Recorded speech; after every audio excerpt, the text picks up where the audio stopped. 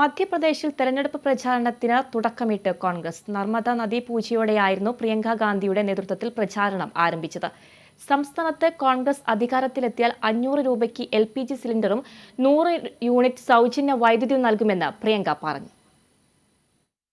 നർമ്മദ നദീ പൂജയോടെയായിരുന്നു മധ്യപ്രദേശിലെ പ്രചാരണത്തിന് കോൺഗ്രസ് തുടക്കമിട്ടത്. ജബൽപൂരിൽ നടത്തിയ റാലിയിൽ ജനറൽ സെക്രട്ടറി പ്രിയങ്ക ഗാന്ധി BJPയെ രൂക്ഷമായി വിമർശിച്ചു. 220 മാസത്തെ BJP ഭരണത്തിൽ സംസ്ഥാനത്ത് 225 അഴിമതികൾ നടന്നിട്ടുണ്ടെന്നും 3 വർഷത്തിനിടെ 21 സർക്കാർ ജോലി മാത്രമാണ് BJP നൽകിയിട്ടുള്ളതെന്നും പ്രിയങ്ക പറഞ്ഞു. സംസ്ഥാനത്ത് കോൺഗ്രസ് അധികാരത്തിലെത്തിയാൽ സ്ത്രീകൾക്ക് പ്രതിമാസം 1500 രൂപ നൽകും. 500 രൂപയ്ക്ക് LPG സിലിണ്ടറും 100 യൂണിറ്റ് സൗജന്യ വൈദ്യുതി നൽകുമെന്നും പ്രിയങ്ക പറഞ്ഞു.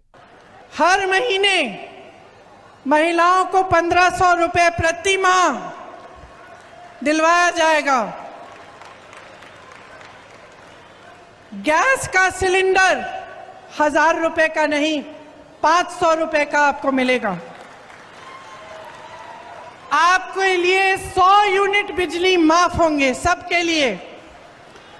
200 यूनिट बिजली बिल की हाफ होगी, मतलब आधी.